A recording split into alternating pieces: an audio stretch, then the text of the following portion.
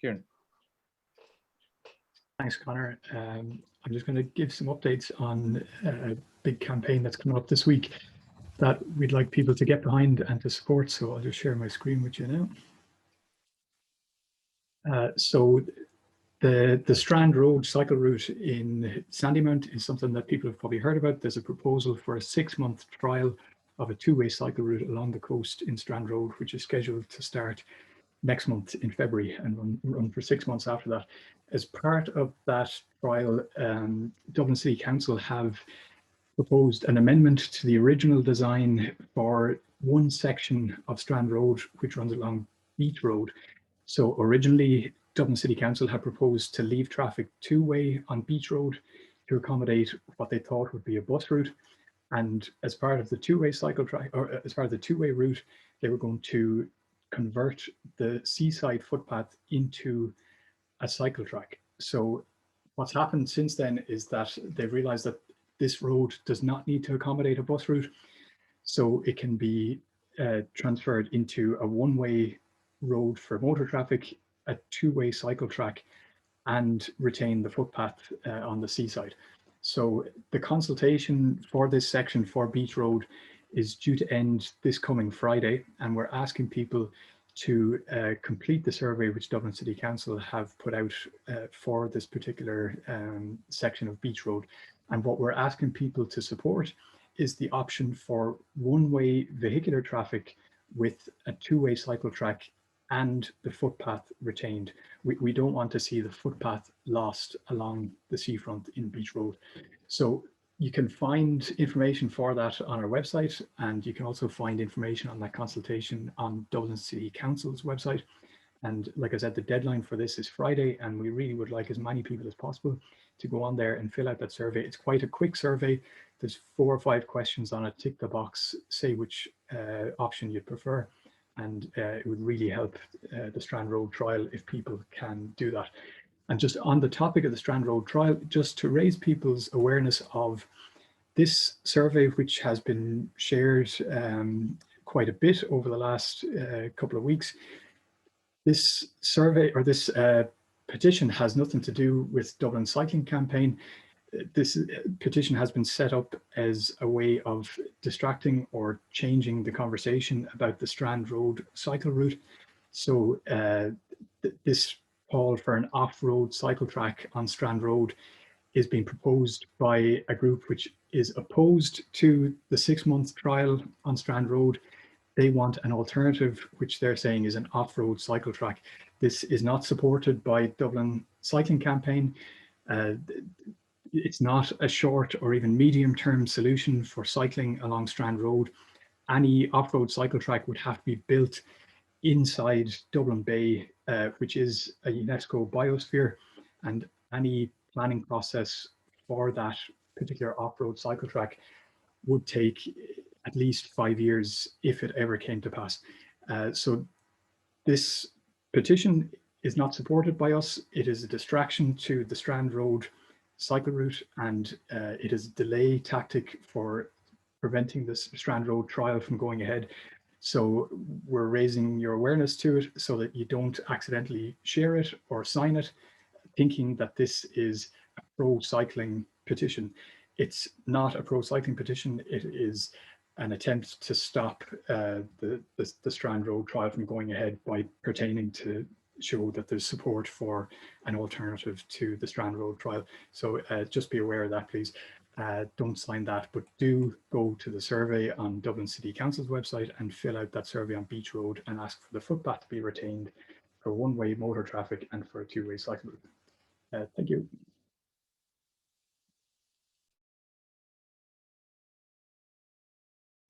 Okay, hello there and Ellen, welcome. thanks a million. Sorry, Connor. Sorry, just introducing Ellen Cullen, the Dublin Cycling Campaign Vice Chair, who's going to be hosting this evening. Thanks a million, Ellen. Okay.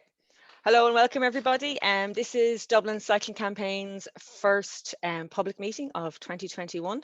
And I don't know about you, but there are some advantages to Zoom. I said it's very nice tonight to be in a warm, cozy kitchen rather than having to pedal out in that dirty, rotten evening. Okay, I'll start off with for those if this is your first Dublin Cycling Campaign presentation stroke meeting, give you a little gist of who we are. We are a charity, independent, run by volunteers, and we advocate for better walking and cycling conditions in Dublin. A lot of people, I think of cycling advocacy as just about lovely, shiny, segregated cycle lanes, and of course we do want those. They're gorgeous, we want those. But there's a lot of bread and butter stuff, things like bike parking, accessibility and permeability among communities, lowering speed limits. All these things are all part of cycling advocacy, and you'll see that tonight with the presentations. You'll see how wide a range, how many different ways you can get involved and volunteer for Dublin Cycling Campaign if you want to. A quick bio about myself. I'm a cult chief from Wexford, very proud of it. I'm a scientist, I'm a parent. Again, cycling with children in Dublin has been a steep learning curve. I'm a swimmer. I don't possess a wet rope or a dry rope, should I say. And last of all, I'm a cyclist. I've cycled in Dublin, Galway, Cork. That was another experience. I've cycled in Aberdeen, but of all those places, the place that took me longest to get up on the bike, the place I was most afraid to cycle was Dublin. But I'm really glad I did. And if I hadn't got up on my bike, I wouldn't be here now talking to all of you tonight and advocating for the Dublin we all want to see in the future. Okay, so next of all, I suppose, talk about how the evening program is going to go. So we're going to start off, after I finish my rambling introduction, we're going to have 10 different speakers given a quick 3 minutes, and we're going to be really strict on them, really mean. We're going to cut them off. So they're all going to have to canter through their spiels. 10 people are going to try to sell their idea to you, trying to lure you in to maybe volunteer for them, or to volunteer to get involved. We're going to try and lure you in, New Year's resolutions and stuff. Then after those 10 presentations, we're going to have a Q&A. Now at the bottom of the screen, there's a chat function, and you're welcome to introduce yourself there. Say, hello, I'm from the north side. I'm from the north side. Hello, I'm from Cork, whatever it is. But we'd love if you could, there's a Q&A function at the bottom. It'd be great if you could put any questions in there. It just makes them easier to find and stuff. If you do stick them in the chat, we probably will find them. If you stick your questions in the Q&A function, that would be great. And then the last thing, I suppose, is how you can find us. So we're on Facebook, we're on Twitter, we're on LinkedIn. But if there's two things you remember tonight, I want you to remember our website and I want you to remember our email. Connor, are they up there? I can't see them at the moment, so I can't see the thing up there now. Soon, shortly, yeah. Okay, but our email is info@dublincycling.com. And our website is dublincycling.com. And our website, you'll find different articles, loads of information, but you'll also find out our membership page with a big Dropbox symbol on it, because the Dropbox are like our champion member. We don't need you all to be champion members. If you just go in there and join up, and money is what we need to kind of be able to support things and get things done. And the more of you join, the better. And the in email you'll need, because if there's a topic tonight that particularly piques your interest, in the title of your email, pop in what subject you're particularly interested in, and let us know that you'd like to get involved in some way, and we'll direct that to the right person then. So I think that's about it. Oh, I forgot the most important thing, sorry. Traditionally, when we used to meet in the Central Hotel on Monday nights, once a month, when we did have to go into these dirty nights, what we all looked forward to was the drink and the chat in the bar afterwards. And unfortunately, we can't obviously do that at the moment. So we try and replicate that. So after our meeting tonight, if you'd like to stay on for a drink and a chat, we'll pop you onto the panel at the end, and we can all chat to each other and exchange notes and have a drink and stuff. The more the merrier, but get involved. And I think we're a fairly welcoming lot, so don't mute yourself. Put your hand up, stick out, get involved, say what you're interested in. Or my favorite thing to do in the bar on Monday nights was have a rant about a pet peeve, rant about someone who cut me off, or rant about a particular piece of infrastructure we have to do something about.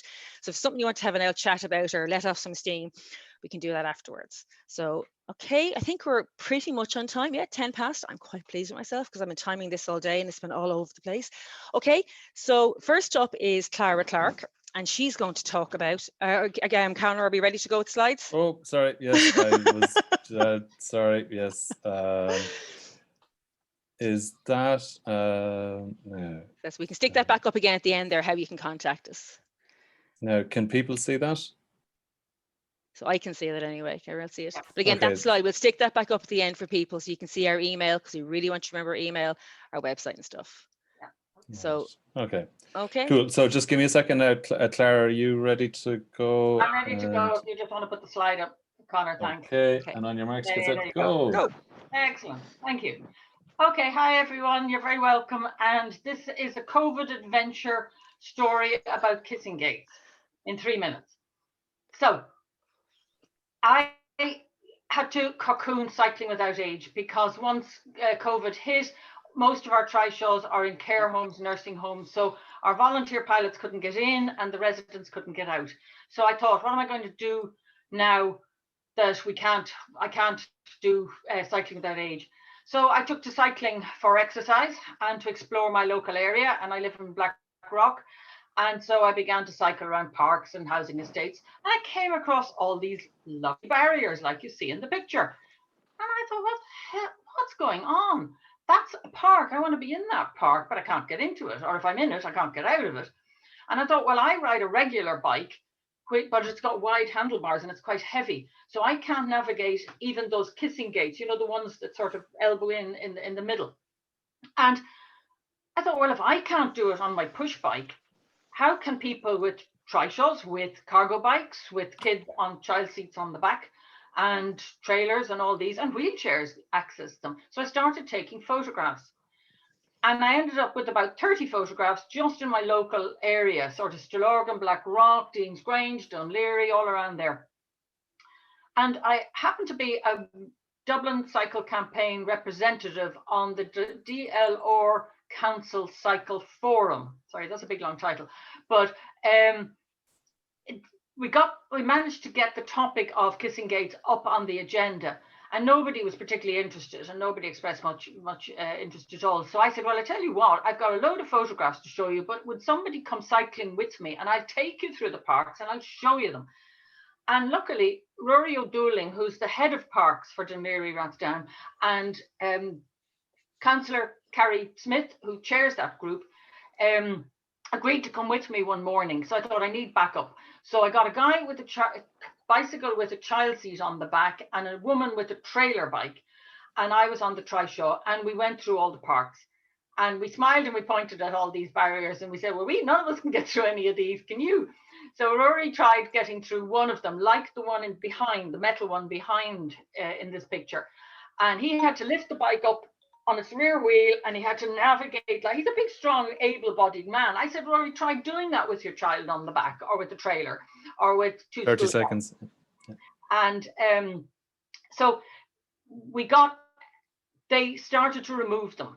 And once they removed them, we now have access to the park. And it's now discovering that we are getting traction. So other people can get traction. And Robert Burns sent me a text message today saying we started on the park to park route for the safe cycling routes to school.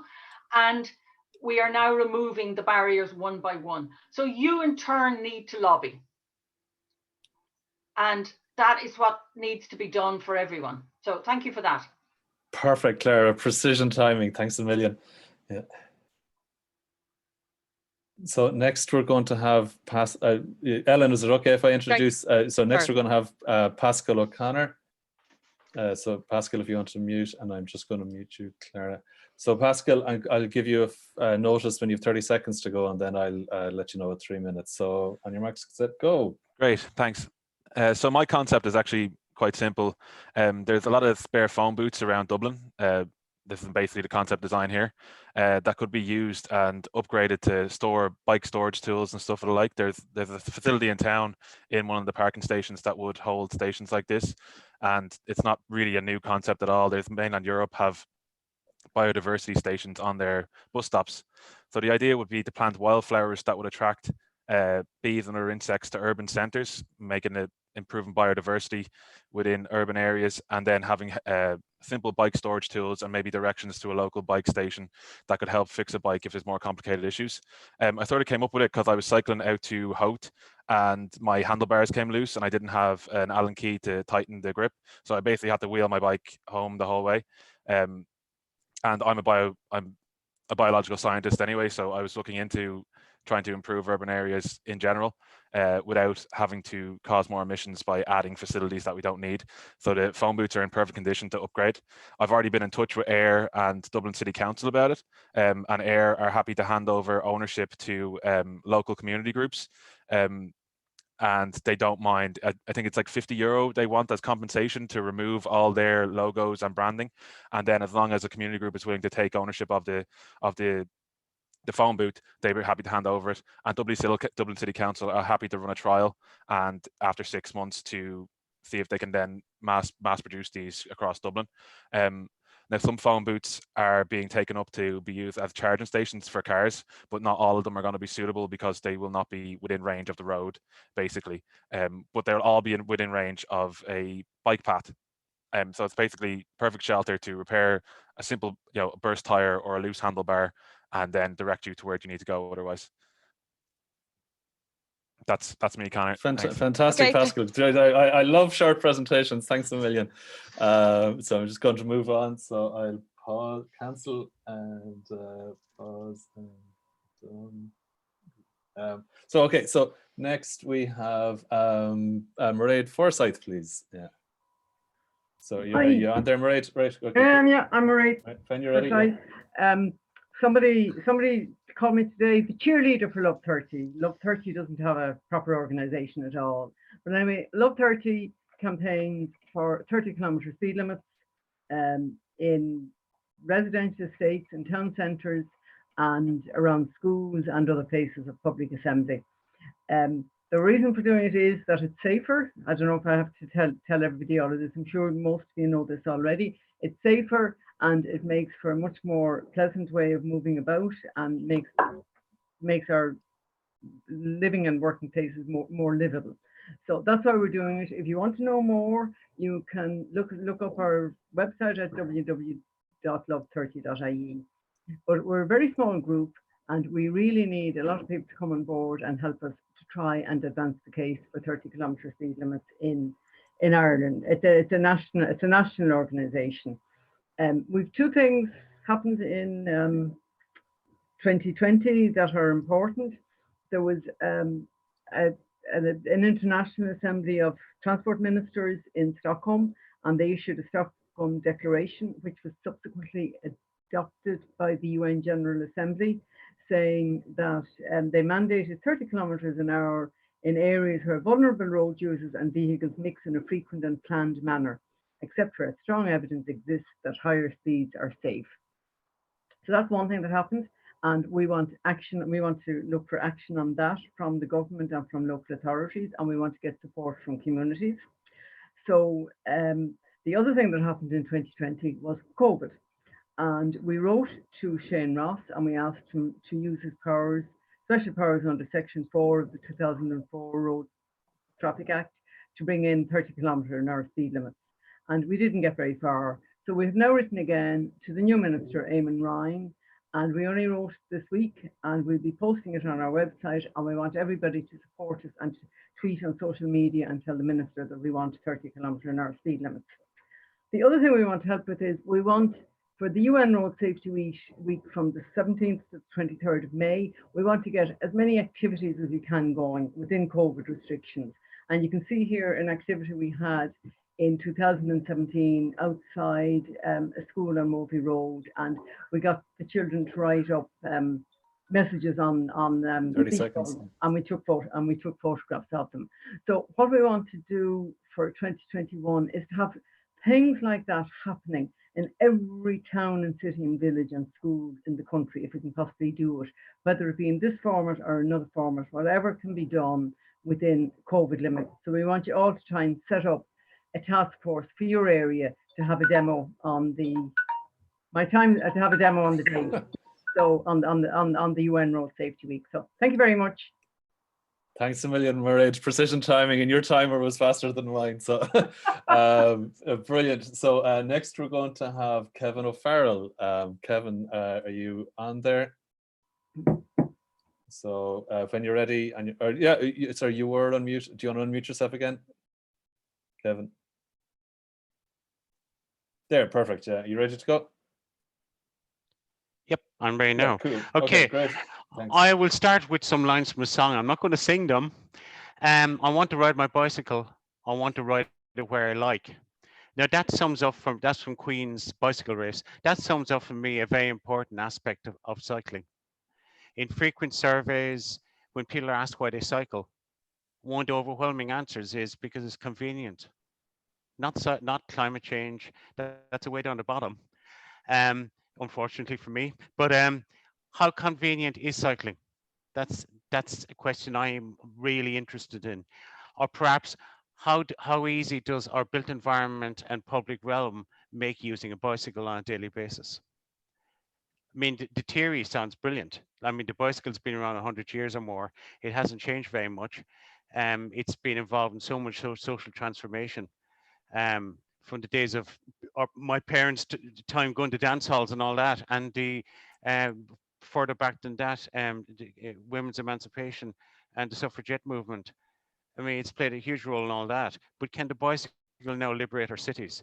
It's a very simple machine. But what's the practice on all that? I mean, the COVID pandemic has changed very much of how we do loads of things, including how we travel, where we go, how far we actually travel, why we're moving out of our home base in the first place. And particularly in our urban space, the bicycle has been rediscovered, and it has even been discovered anew by many people. And there have been some insights too from these new users that some of us have known for quite a while. The simplicity of the bicycle itself is often in contrast to the sheer complexity of using it for perfectly normal journeys that by car don't suffer any such barriers. So for example, locking up on arriving at your destination can still be very challenging, especially anywhere close to the entrance, which is kind of important if you have stuff to carry, like in the picture. And that undermines the brilliant door-to-door, real time-saving attraction of choosing two wheels. So what can we do about that? We've seen the near immediate impact of building quick build cycleways down Dunleary Rathdown. And we said we probably all agreed we'd love to see more of those. But whose timer is that? You have 30 seconds. Yeah. Okay. But let's take that a step further and make it convenient as well for as many people as possible. So like stopping off at the shop, visiting the dentist, doing a school run, that daunting junction, the one-way street that makes it the return trip much longer, the kissing gates. Let's make it easy. Let's make it simple. Let's make it convenient. And I think we can do that. Thank you. Thanks to me and Kevin. Fantastic precision timing. I'm loving everyone's timing here. So next we're going to have Cynthia O'Mahony. Are you able to unmute yourself, Cynthia? Yes, and I'm going to set my timer now. So great, okay. So hi everyone. Amazing discipline here. Sorry, pardon. You can start now. I'm gonna reset. I'm gonna reset now. Okay. So my pitch to everyone is to get involved with your local Dublin Cycling Campaign group. So I'm a member of the DLR, so the Dunleary Rathdown Cycling Campaign group, along with Clara Clark, and we help organize and coordinate the members in DLR. So the local groups are subgroups of the overall Dublin Cycling Campaign, and there are 3 separate groups that are based upon the 3 other local authorities in Dublin. So there's the South Dublin Cycling Campaign group, the Dunleary Rathdown Cycling Campaign group, and the Fingal Cycling Campaign group. And the local groups were created in order to form a better level of engagement between the cycling community and the councillors and officials of each of the local county councils. So members of the local groups sit on various strategic policy committees, as well as various working groups in each of the local authorities as well. So for example, Clara mentioned that she's part of the DLR Cycling Forum. I sit on the Environment and Climate Action SPC. We have another member who's on the Transport and Marine SPC in Dunleary Rathdown. In South County Dublin, they have a member on the South Dublin Road Safety Working Group. So the local groups then make use of local knowledge of their members to make submissions to public consultations, as well as to campaign on local issues. So for an example, in DLR, we campaigned for to get a cycle lane on Carysford Avenue. And we recently did a group submission on the active travel routes, and we're now working on a group submission on the draft county development plan. And we're encouraged, so we work together on that, and we also encourage people to make their own individual submissions. And I know in South County Dublin, they've recently made group submissions on Bus Connects and the Cycle South Dublin, and they're also working on Kissing Gates, and they are looking for interim COVID measures and got temporary segregated cycle lane on Wellington Lane. And in Fingal, they've been very busy doing a group submission on the R132 connectivity project. They're also campaigning against Kissing Gates, and engaging with engineers and county councillors on different projects within Fingal. But the other thing I want to draw your attention to is it's not just about writing emails and putting in submissions and public consultations. That is important, but also what is important is community. So this is a picture of a pre-COVID time when we ordered a family fun cycle on the Meadows from Dalkey to Dunleary, and it ended in the People's Park with everyone having free ice cream. So there was loads of families out that day cycling with us, and lots of county councillors as well. And it was a great day, and we look forward to organizing something like that again post-COVID, and I know South Dublin and Fingal groups want to do the same. So it's about getting involved in your local group, finding like-minded people in your local area, and if there's an issue that's important to you, we can help you, put you in touch with other people within the network that can help you with that and help you on that issue. So that's my pitch to you. Fantastic. Thanks a million, Cynthia. And I'm just going to share a link in the chat if I can to DLR. Hopefully that works. Hopefully that's the right link too. Hang on. It is the right link. Okay, great. Next we have, thanks a million, Cynthia, precision timing. Now we're going to have Mike McKillen on HGVs. Mike, do you want to unmute yourself there? You're still muted. Still muted. There you are. Great. Okay. You ready? Happy New Year, everyone. Thanks for joining in. HGVs. I think we all know at this stage that HGVs are quite problematic for people who cycle every day. And what I'm really making a pitch for this evening is that each and every one of you will download the Dublin City's HGV Permit Checker app. You can certainly get it for an iPhone. I think there's an Android version of it as well. And when you're out and about, if you see a 5-axle or 6-axle rig, and it's within the canal cordon, and there's a map on the city's webpage of the canal cordon and the HGV permits limits, take a photograph of the HGV, and that way you can record its registration number. Otherwise, it's quite hard to remember, but it means you have to be able to get your phone out quickly and get that photograph, or else if you have a good memory, commit it to memory. And then immediately go into the app, and it's geolocated. The app knows where you are. Pop in an arrow where you saw the HGV, and then upload it. And the city then takes care of it. Now, I didn't know what the city did with these, and I've discovered, over the year and a half that it's been operating, about 50% of the HGVs that I detect and report do not have a permit.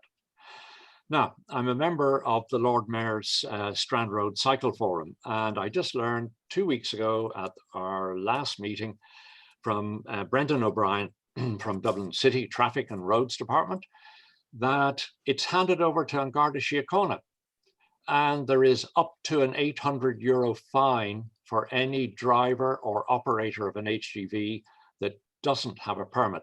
What I don't know, and this is where I need help, we don't know how many fines are levied by An Garda Síochána. I have a suspicion there may be none. So I think the first thing to do is if you can all get active with the app and start logging HGVs. And then the other thing to note is in many of your areas, particularly in residential estates, there are red signs up showing 3.5 ton limit or 7.5 ton limit. That means no HGV, even if it has a permit, they are prohibited from entering into a road or street with that additional sign. So you need to look where your 3.5 ton signs on your 30 7.5. seconds, Mike. Thanks. That's me. So No, no, 30. No, you have 30 seconds. seconds. No, you have 30 seconds more. Oh, no. Keep going. I'm done. Sorry. I'm Yeah, done. yeah. I'm done. Yeah. Oh, you're done. Right. Okay. Cool. Yeah. Thanks, Mike. Mike, I've just shared links to the Android and Apple versions of the app in the chat. So if attendees can click in the link there and install it on their phone, then that'll be fantastic. And I've also shared in some articles about that app as well. So thanks, Mike. So next we're going to have Cullen Walsh talking about bicycle parking. So Cullen, are you ready to unmute? Yeah. Yes, I am. Thank you, Connor. Can you Great. hear me? Okay, so I'll start now. Thanks a million. Thank you, Connor, and thank you, Mike, for that. I'm just going to really tell you my story about volunteering with the Dublin Cycling Campaign. The slide as it shows there, I live in Rathmines. I'm a dad of 4 kids, 11 to 18, and I'm most anxious for them to share the experience I had growing up in Dublin when things were a little bit less hectic and cycling was much more, particularly among schoolgoers. I think there's going to be a presentation later on about that from Kevin, but I'm such a fan of cycling, and I started going to the Dublin Cycling Campaign public meetings on Mondays and made friends, and then sat in some of the committees, particularly infrastructure interests me, making and creating safe, protected infrastructure for cycling. And this project came up called Demand a Stand, and this was basically a group called Space Engagers who developed an app, and we got in touch with the Dublin City Council, and we generated a heat map for taking pictures around the city centre. We got a good bit of publicity through various channels for this, and it was a bit of fun. You arrive somewhere to park. Bike parking is so important, and you don't see spots, so you would take a picture, and the geolocation would then update this data. And we did end up handing over the data to the council, and you probably have seen or noticed about 2,000 spaces, Sheffield stands went in around the city since 2018. And now we also have the fantastic facility, which we need much more of, which is the Drury Street park rights, indoor parking. So I'm just really encouraging people for the first time coming to the Dublin Cycling Campaign public meetings to get involved. We need help. There's a lot of interesting projects like that you can get involved in. I am self-employed. I've been a bit challenged by COVID, but I'm now also ultimately probably heavily influenced by the Cycling Campaign, doing a master's in sustainable transport at TU Dublin over 2 years, postgraduate in sustainable transport mobility. But I've had great experience with the Cycling Campaign. I really recommend people to get involved. We need a hand. There's a lot of things going on. It's a very exciting time in Dublin. I think more has happened in the last 18 months, in the last 18 years in terms of dramatic changes. And there's so many issues like bike parking, which are important. 30 seconds, Colin. You're great. Like safety, like creating school streets, walkability, mobility for access for people with mobility challenges. But we need a hand. We need people to get involved, and we need people to spread the word of the campaign. So thanks for listening tonight, and hope to see you in a Central Hotel, perhaps before the end of the year. Thank you. Great, fantastic. Thanks a million, Colin. Sorry, multitasking is not my thing. So next we're going to have, thanks Colin, next we're going to have Siobhan McNamara. Siobhan, are you unmuted? You are, great. Thanks. I think I am. Where you go, yeah, and start when you're ready. Okay. Thanks. Evening, everybody. I have a few ideas to throw out related to cycling to school. But first off, I'd like to acknowledge all the really great work that's happening already. I know there are a lot of bike buses going on now in Dublin and around the country, and there's also been the wonderful anti-cycles campaign recently from Green Schools, which was very effective. Second off, just to explain my image there, this was taken on a cold, wet November morning in the school where I work in Dublin 6. It shows about a third of our bike parking, and we're regularly at capacity in my school. The boys love to cycle. And I took the picture kind of to show that bad weather doesn't discourage people from cycling. But I know a lot of schools, the levels of cycling are much lower, and this is due in large part to lack of safe routes for the children to take. towards the end of last year, there was a letter from 17 school principals in Dublin South and Dublin Southwest to their local councillors calling for improved cycling infrastructure in the area. And in the Dublin Cycling Campaign, we're very pleased to see this action being taken by the school principals because they are a very influential voice, and the story got a lot of coverage on social media, and it was covered by, at a national level on RT as well. So we've decided to set up a new group to explore how we can support these school principals as they call for improved cycling infrastructure. We met once before Christmas, and we have a new Slack channel called Safe Routes to School. So we'd be delighted if people would like to join us there, especially if you're involved in a school in some way, either as a staff member or maybe as part of a parents association or whatever. Another couple of ideas. I think it was great to hear the school principal voices. As I said, they are an individual or an influential group. But I think it's really important to hear our students' voices as well, our young people's voices. And there are a lot of ways, you know, they can do this. I'm thinking kind of from the point of view of someone who works in a school, the BT Young Scientist competition, for example, or the Eco UNESCO Young Environmentalist Awards. They're a really great platform for young people to share their concerns, share what's important for them. And with a, you know, an appropriate nudge or kind of guidance from a parent or a teacher, I can imagine young people doing great research in the area of cycling and infrastructure. Thank you. Another idea could be maybe a Teachers on Wheels social media campaign, you know, kind of highlighting school staff who cycle to school for whatever reason that might be, you know, just as positive role models for their students. I'm also planning on doing some research in my own school into why the boys like cycling, and my suspicion is it's convenient. But I'd love to collaborate with someone or more people in other schools, you know, to do some kind of compare and contrast sort of thing. So please do get in touch. And just to remind you, the Slack channel is called Safe Routes to School. Thank you.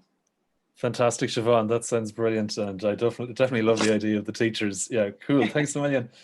So next we're going to go a little bit further beyond the parish to Sheila Gannan, if you want to unmute there. Thanks, Sheila. Oh, hang on, I'll get your slides ready. And then on your marks, get set, go. Thanks, Sheila. Okay, so my hope is that we can leverage polluted air and public health to drive active travel projects. This pandemic has shown more people, they're more aware of their own health, the public health, the capacity of our health system, and COVID has shown us what it really means to be in respiratory distress.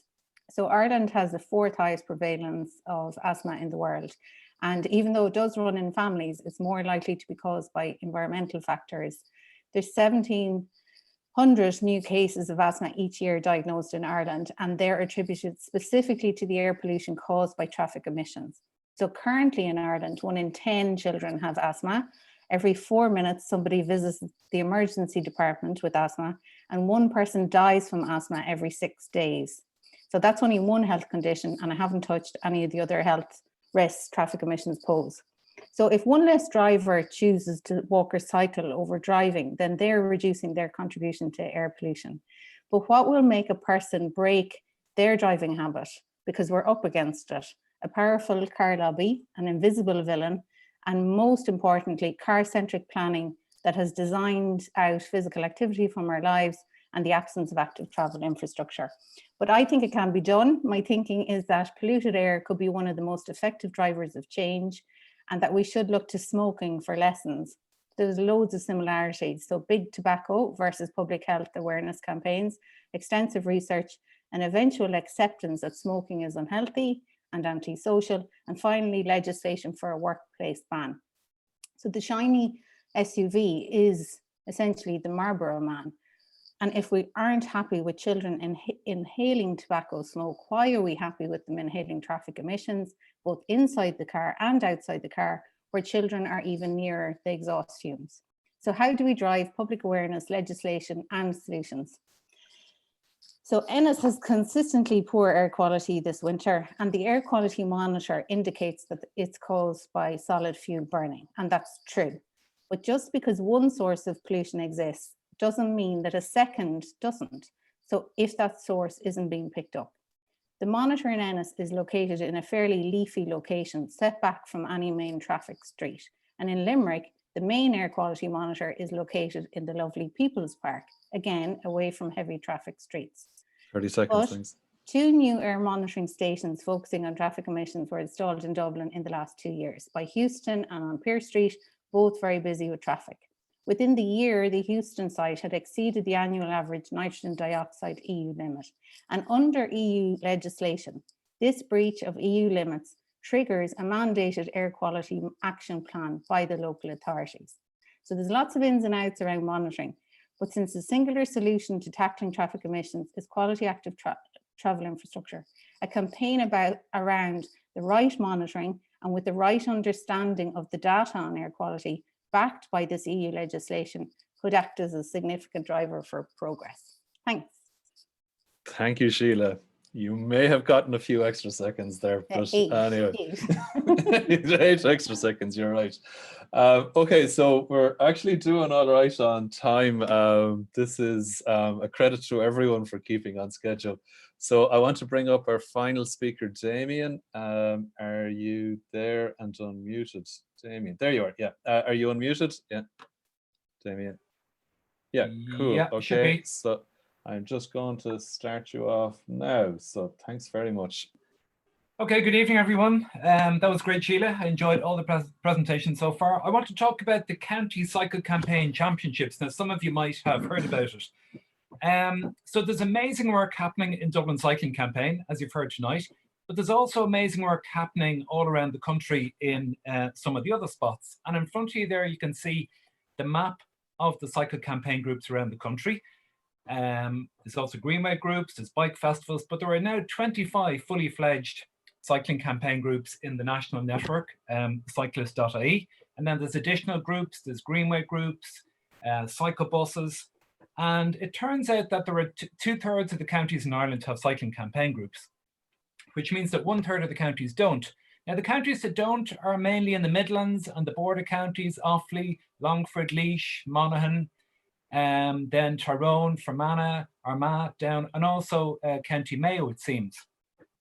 So my idea is, I think a lot of Dubliners have their roots outside of the capital, and I strongly suspect that a lot of Dublin cycling campaigners have their roots outside of the capital. So my idea is that we use our networks, our family networks and friend networks in Dublin Cycling Campaign to connect with our friends outside of the capital, and then to encourage them to get involved in local groups. Now, by doing this, we'll strengthen the campaign groups in the regional cities, in rural Ireland. We'll strengthen the national networks. We can put greater pressure on the Department of Transport and the Department of Finance for funding, for changes in legislation, for policy, for higher standards. And it'll also benefit Dublin cycling campaigners when we are on our COVID staycations, heading off cycling in other parts of the country. So it's a win-win for everyone. So my call to action is, if you have friends outside of the capital, give them a shout.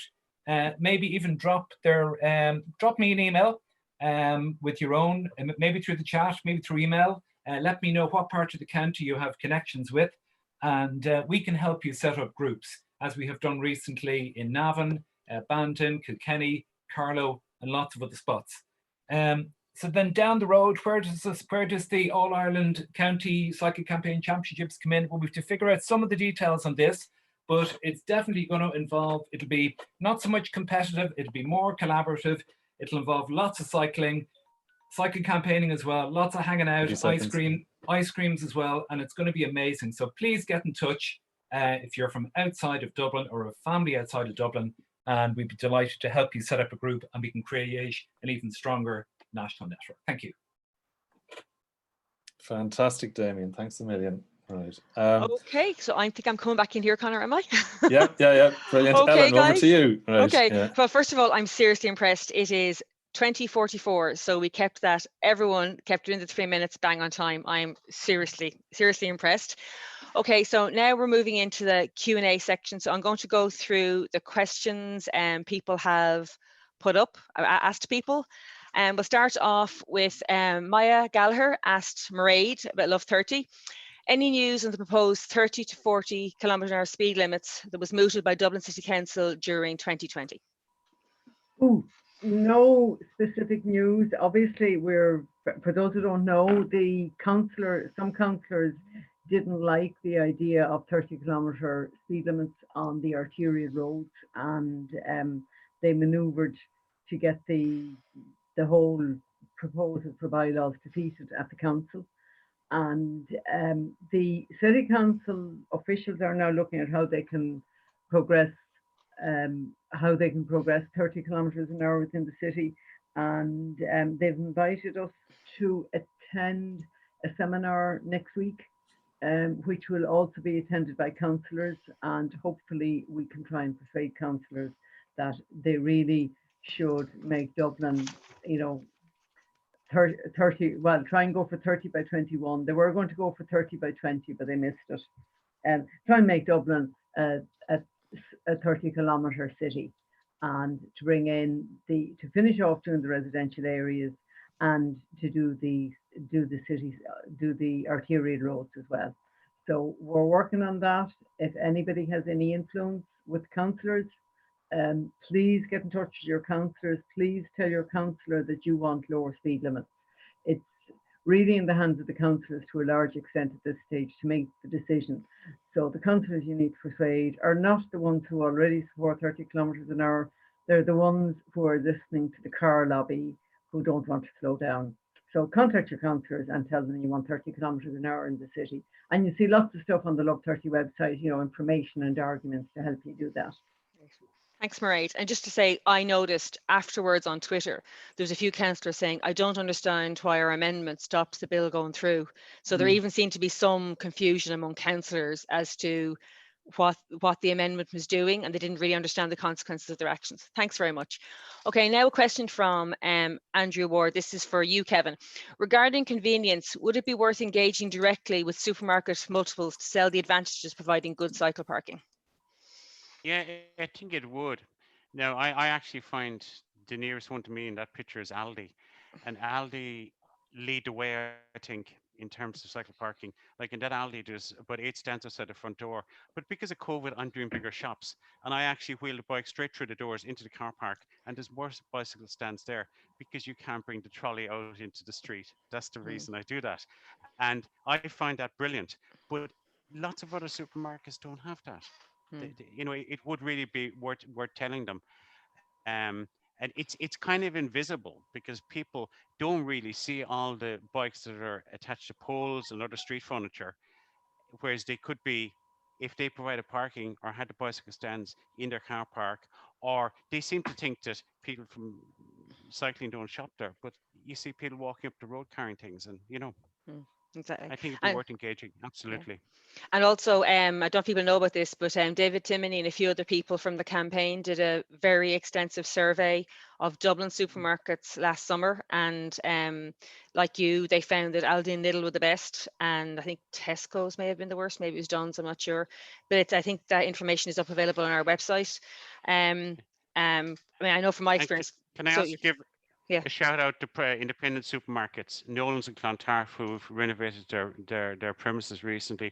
They doubled, if not tripled, their cycle parking when they put in the new work. So there are independent supermarkets too, providing very good cycle parking. And who realise it's worth their while. Great. Thanks a million, Kevin. Yeah. Okay, now a question from Mirren. It's a question for Damien. Sounds like a fantastic idea. How can we find a map with the existing campaigns in Ireland? I'm aware that there are campaigns in Galway, Navan, Kilkenny and Cork. How can we track a map with current active campaigns? Is there a plan? Well, that's a lot of questions. Is there a plan to do activities online, Gurmagat? I'll fault you wrote, Mirren. The best place to go to, if you go to cyclist.ie/map, we've recently updated the map. So it shows the 25 member groups of cyclist.ie, but it shows maybe an additional 30 groups, including cycle buses, greenway groups, and other special purpose groups. So cyclist.ie/map, and it's all in there, and that should do. Actually, Damien, I have a question too. I knew what the red lines were. The red lines were the greenways that have been built or are built. What were the purple lines? I think the base map. I think the base map has come from our colleague who has built the map. So the most important thing to focus on is the icons. Don't worry about the lines at the moment. Just curious. Yeah, good question. Okay. I don't think who this question is directed to. Here, I'll go back. I'll come back to that one. This is from Stephen Trundle about Kissing Gates, Clara. When Kissing Gate is mentioned to South Dublin County Council, the response is always, well, how do we stop the scramblers? What is the counter to that? Answer is always that don't punish the offenders, don't punish the people who need to travel, and particularly people with any kind of disability. They've got to bring in controls for the offenders. So policing and fining the people with scrambler bikes or whatever they're doing. But it doesn't make a prison out of the park for the rest of us who need to travel, who want to travel and have a right to use those public spaces. So you've got to go back to them. The other thing is, I have been told categorically by residents and by people in the council that the barriers don't actually prevent the scrambler bikes anyway. Yeah. But you've got to be polite and persistent and keep going back and saying, please don't punish us. Please deal with the offences as they arise. Okay. Great answer, Clara. Thank you. And spot on. That's our experience around this area too. The scramblers still get through the gates. Okay, this is a question from Mark McSweeney. Would it be great if you could go after a Ghent-esque plan for Dublin, where the city is divided into sections and cars can't directly drive between these zones? Does anyone, Marie, do you want to take this, or does anybody else want to take this question? Well, I'm happy to start, but somebody else might chip in. Okay. I think that, you know, if you want a more livable city, you've got to try and limit the extent to which cars can move around. You have to discourage people from using their cars, and you have to encourage people, let's be positive, you have to encourage people to walk, cycle and use public transport. We certainly have always supported and campaigned for moves to turn streets into pedestrian streets. You know, we've been looking to have South William Street pedestrianised. We supported the move to pedestrianise Ann Street earlier. So, you know, we just need to put more pressure on the council to bring in more pedestrian streets. And they've already done a certain amount around the city centre in that cars can't go through. You know, there's an area around College Green. And I hope everybody sent in a submission on the pedestrianisation of College Green last week. So I think that's what we can do. We can just keep on asking the council to pedestrianise more and more streets, and to make the city more accessible for walking, cycling and public transport. And if that means restricting cars, well then they have to be restricted. I don't know if anybody else wants to come in on this one. The only thing I'd add is that, for example, regards to 30 kilometres an hour, that council's putting up a 30 kilometre an hour sign and walking away isn't going to work. Guards can't be everywhere.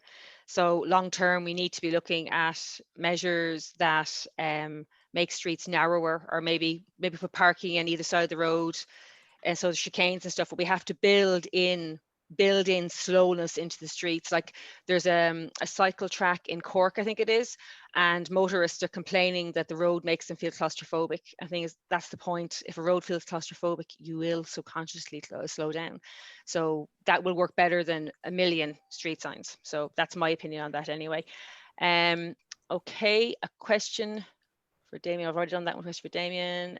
Ghent. Okay, question for Siobhan. Hi Siobhan, having mapped exercises being done, showing all the students' routes from home to school and have you mapped exercises being done showing all the students' routes from home to school and the mode used? Could this be used to identify the most logical cycle paths or calm streets to radiate from the schools to serve the max number of students?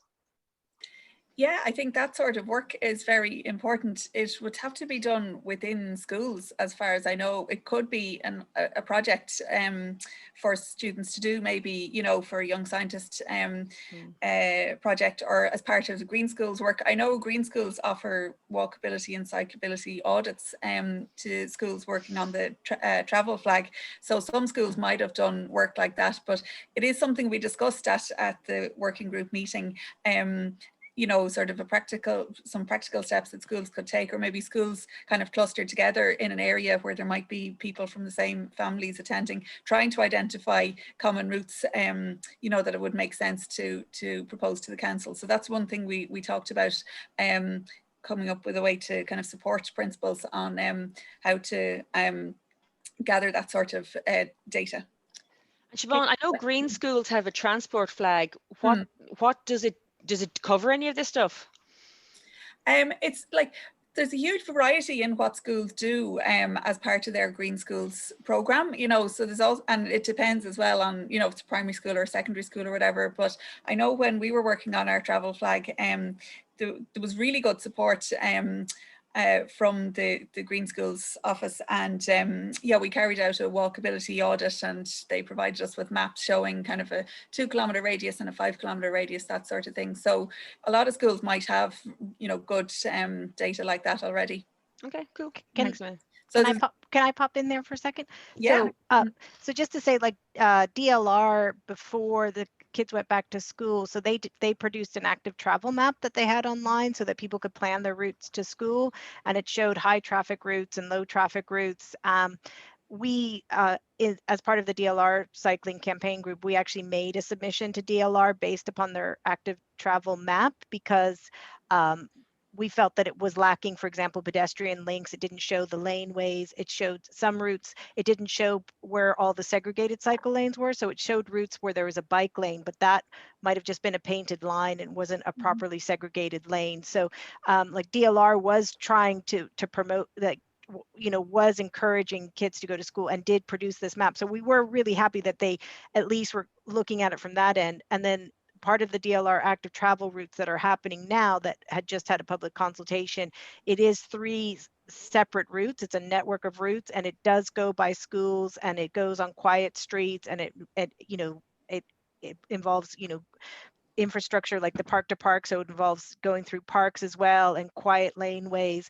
So that is being mapped out, and there is, in DLR at least, there is a report from 2012, the DLR cycle report, that shows all the schools that would be that would have access to cycle routes if they built this network. This was based in 2012. So there is stuff being done in DLR. I don't know what's happening in the other county councils, but there is stuff available. And that active travel map that's online is a resource that schools could use as well. Brilliant. That's great information, guys. Brilliant. Thank you very much. Thank you.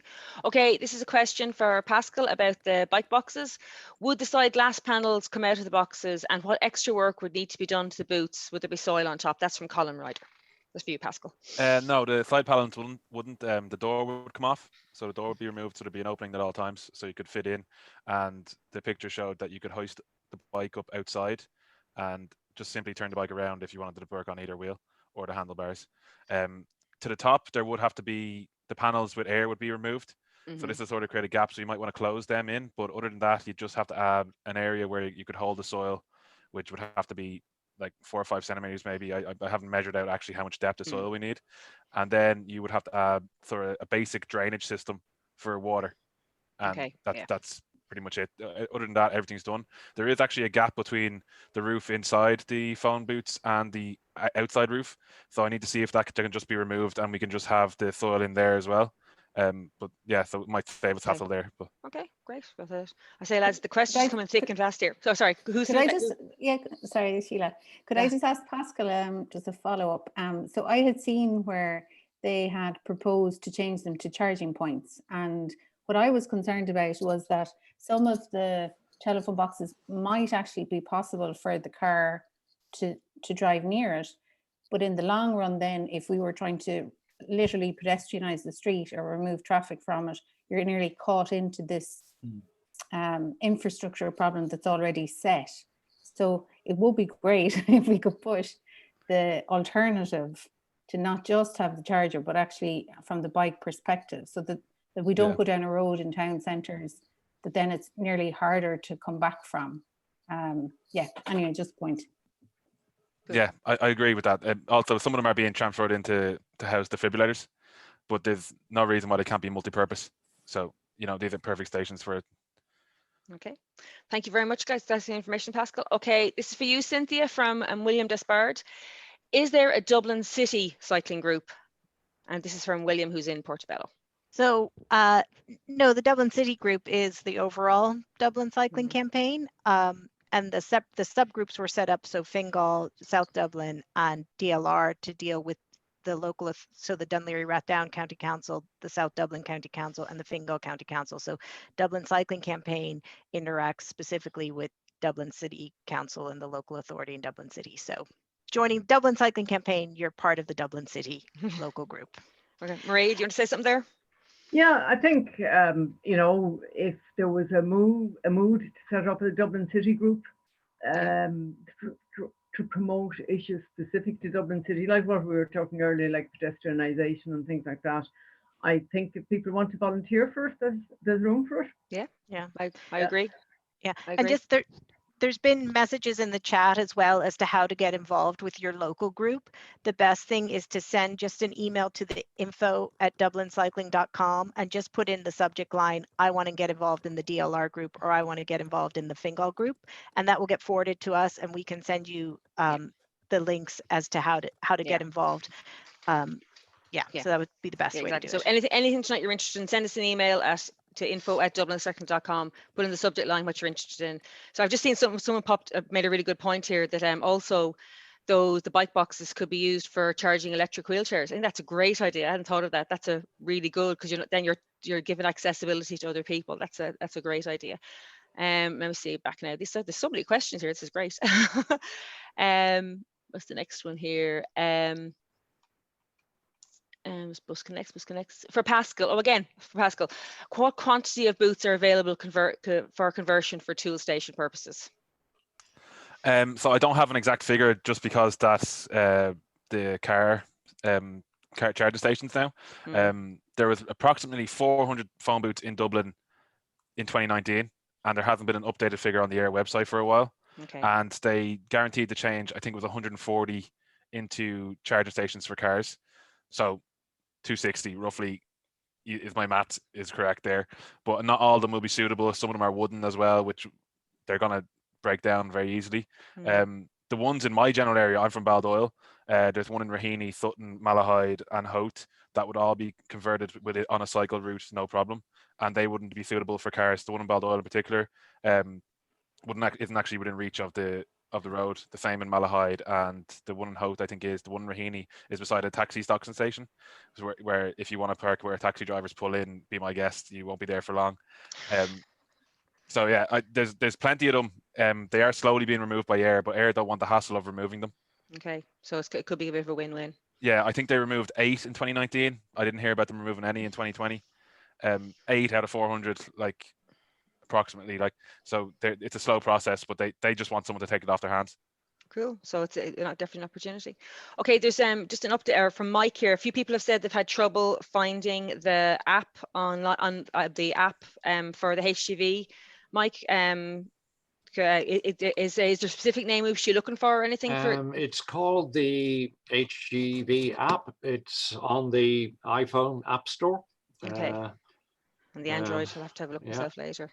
For Android, I presume you go with the Google one. It's called the HGV permit checker. Yeah, HGV permit checker. So it's pretty straightforward. Great. Okay. And it's free. You don't have to pay for it. Yeah. Excellent. Well, I should hope so, since we're doing the work for them. Yeah. Okay, so it's if people scroll back to the chat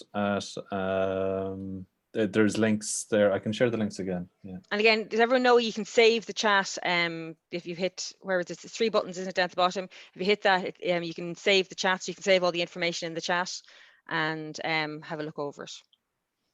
The different links and stuff if you want, because I know I get a bit bamboozled. So it's actually 9 o'clock now. So if I think we're pretty much. Oh, Mairead has something to say. Fire away there, Mairead. Well, I was asked to say it. I mean, I know we've told people if they want to get involved, and we want everybody, who has an interest to get involved. But I've been asked for a special plea for people who live in Tallaght, Clondalkin or Lucan to join the South Dublin group, because while we have a very active group in South Dublin, it's all in the other end of the county, up around Rathfarnham, Templeogue, Knockline, Fairhouse. So we'd love to see a few people from Tallaght, Clondalkin and Lucan join. And as a Dublin City resident, I'd love to see people coming on board and starting up a Dublin City cycling group. I think that would be great. Okay, so it's 9 o'clock, and we've done so well in our time tonight that we'll draw a line under it there.